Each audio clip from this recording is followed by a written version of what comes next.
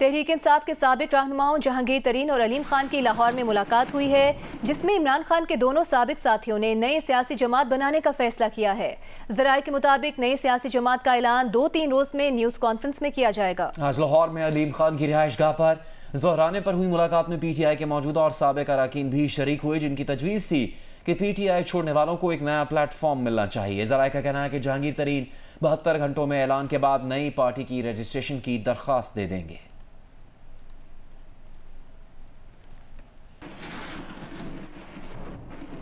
अभी आपको ये खबर दें, माजी में 184 के तहत नाअहल होने वालों को सुप्रीम कोर्ट के लार्जर बेंच के सामने अपील का हक मिल गया। Supreme court review of judgments and order act के निफाज का गजट नोटिफिकेशन जारी कर दिया गया है। मुस्तकबिल के साथ माजी में भी 184(3) के तहत नाअहल होने वाले 60 दिन के अंदर अपील दायर कर सकेंगे। Review and judgement and order act नाफिज होने के इंकशाफ आज इलेक्शन केस की समाअत के दौरान हुआ। अटॉर्नी जनरल ने अदालत को बताया कि supreme court review of judgments and order act जुमे से नाफिज हो चुका है, जिस पर जस्टिस मुनीब अख्तर ने कहा कि इसीलिए इलेक्शन कमीशन के वकील के चेहरे पर मुस्कुराहट आई हुई है। चेयरमैन तहरीक इंसाफ इमरान खान ने कहा है कि मुल्क की मईशत तबाही की खाई में गिरती चली जा रही है। डॉलर के इंटरबैंक और ओपन मार्केट नर्ख में फ़र्क 30 रुपए तक पहुंच चुका है। डॉलर ओपन मार्केट में 315 और शिनाख्ती कार्ड के बगैर 325 रुपए तक पहुंच चुका है। रुपए की बजाय डॉलर पर एतमाद का मतलब गैर मुल्की सरमायाकारी नापैद होना है। मजमूई कौमी पैदावार सुकड़ने से ज्यादा शदीद धचका महंगाई से लगेगा।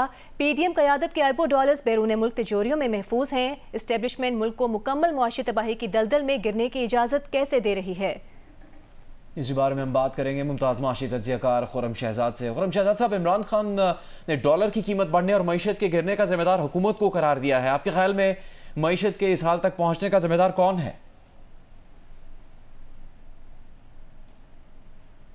की सूरत हाल बिगड़ना शुरू हुई थी, जिसे मैं कहता हूं कि रिजर्व्स में डिक्लाइन शुरू हुआ था, वो 2021 अगस्त से शुरू हुआ। और उसमें अगर आप देखें कि रिजर्व्स की पोजीशन क्या थी, उस वक्त हमारे रिजर्व जो हैं वो स्टेट बैंक की बात कर रहा हूँ, $16 बिलियन से भी ज्यादा थे। उसके बाद आहिस्ता आहिस्ता नीचे आना शुरू हुए और जब गवर्नमेंट चेंज हुई तो उस वक्त स्टेट बैंक के रिजर्व्स $10.5 बिलियन थे रफली, और मतलब इतना गिर चुके थे। तो ये प्रॉब्लम जो है हमारी अभी की नहीं है, ऑफ कोर्स पहले शुरू हुई। और क्योंकि हमने कंजम्पशन ड्रिवन इकोनॉमी पे जो है बहुत ज्यादा फोकस किया, लास्ट गवर्नमेंट में भी ये हुआ कि इंटरेस्ट रेट्स नीचे किए गए, जिसकी वजह से हमें ग्रोथ दिखानी थी। डेफिनेटली पॉलिटिकल, आपको पता है, इंटरेस्ट होते हैं हर गवर्नमेंट के, उसकी वजह से एक इम्पैक्ट हुआ। दूसरी बात यह है कि डेट बहुत ज्यादा लिया गया है ओवर द पीरियड, जिसकी वजह से आज हमारे रुपये की वीकनेस नजर आ रही है। और सब्सिडी में गवर्नमेंट जो गई, उसने भी ये किया कि सब्सिडी देना शुरू कर दी। जाते जाते IMF प्रोग्राम से हम डीरेल हुए, जिसका नतीजा ये हुआ कि आने वाली गवर्नमेंट डेफिनेटली उसने भी डिले किया, बट ये सारे मसले फिर शुरू हो गए। और फिर वॉर थी, आपको पता है, जब ऑयल प्राइसेस ऊपर जा रही थी उस वक्त अगर आप सब्सिडी दे देंगे तो ये तो डिजास्टर्स जो है वो इक्वेशन होती है किसी भी मुल्क को जो है वो इकोनॉमी को खराब करने के लिए। तो डेफिनेटली बहुत ज्यादा इश्यूज पहले से शुरू हुए हैं, ऐसा नहीं है कि आज हुए हैं, लेकिन डेफिनेटली अगर गवर्नमेंट जो है डिले करती है डिसीजंस को, जो कॉम्पिटेंट गवर्नमेंट होती है वो डिले करती है डिसीजंस को, डेफिनेटली उसका इम्पैक्ट जो है मजीद आता है और मजीद चीजें खराब होती है। तो मेरे ख्याल में यहाँ पे मिल बैठ के बात करने की जरूरत है, रात दिन एक दूसरे को हम ब्लेम करें, क्योंकि सबके अपने जो है कॉन्ट्रीब्यूशन हैं।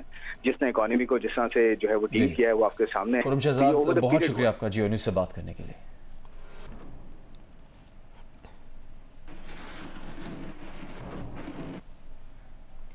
विफाकी वज़ीर ख़जाना इसहाक डार IMF मुआहदे से मुतालिक सहाफ़ी के सवाल पर गुस्से में आ गए। सवाल किया गया कि क्या IMF से मुआहदा ना होना आपकी नाकामी है। इसहाक डार ने जवाब देने के बजाय उल्टा सहाफ़ी से सवाल पूछ लिया कि क्या पाकिस्तान डिफ़ॉल्ट हो गया है। बोले, आपको जो फैसला देना है दे दें, मैं बाद में देख लूँगा। उन्होंने ये भी कहा कि पाकिस्तान ने तमाम इंटरनेशनल पेमेंट कर दी हैं। इसहाक डार ने नए बजट और IMF से मुतालिक मजीद सवालों का जवाब देने से गुरेज किया। डॉक्टर साहब, ये आपकी नाकामी है कि IMF के साथ अभी तक आपके मुज़ाकरात कामयाब नहीं हो पाए। चलो तुम जो फैसला कर रहे हो तो कर दे यार, नाकामी हो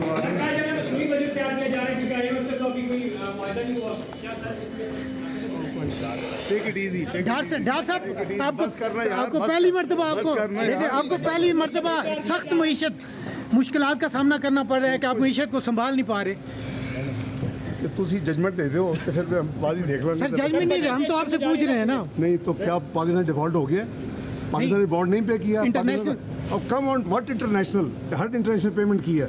मिफ्ता कह रहा है सर कोई जरूरत नहीं है। बेनज़ीराबाद बोर्ड नवाबशाह से इंटरमीडिएट में टॉप करने वाला तालिब इल्म किस कॉलेज का था? प्रिंसिपल ने सैफ पीरज़ादा को गवर्नमेंट बॉयज़ कॉलेज नवाबशाह का तालिब इल्म मानने से इनकार कर दिया है। जबकि चेयरमैन बेनज़ीराबाद बोर्ड फारूक हसन ने कहा है कि पहली पोजीशन लेने वाला इसी कॉलेज का तालिब इल्म है।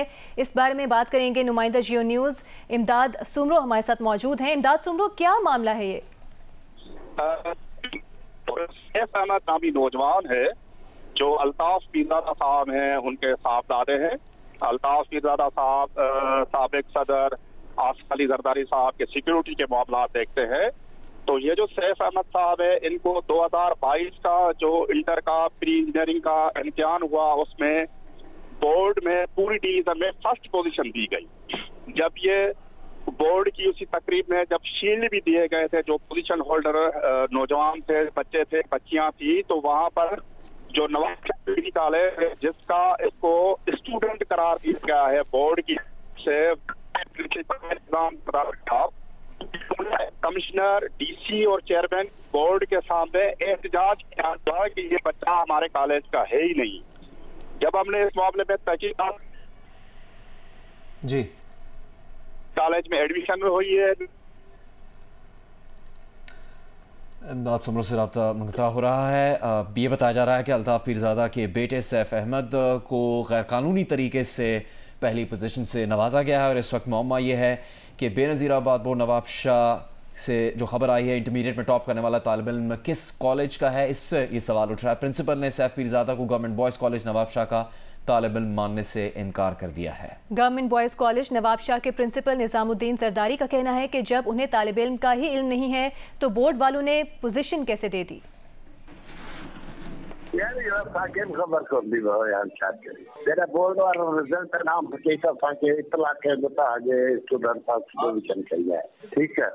जॾहिं असां मूं चयो त हाणे छोकिरे खे घुरायो घर में असां पंहिंजे तरफ़ां को शीट वग़ैरह ॾियूं त ऐं जॾहिं मूं उस्तादनि खां पुछा कई त उस्ताद चई अहिड़ी त असां सुञाणी कोन था, न फार्म असांजे तरफ़ां को फिल थियल आहे ऐं न वरी का इनरोलमेंट थियल आहे न दाख़िला थियल। उहो बोर्ड अधिकारियुनि खे सॼी ख़बर मूं पाण ॿुधायो, मूं चयो इहे त आहे कोन्हे, किथां तव्हां माण्हू आंदो उन्हनि त पुछी कोन थियो।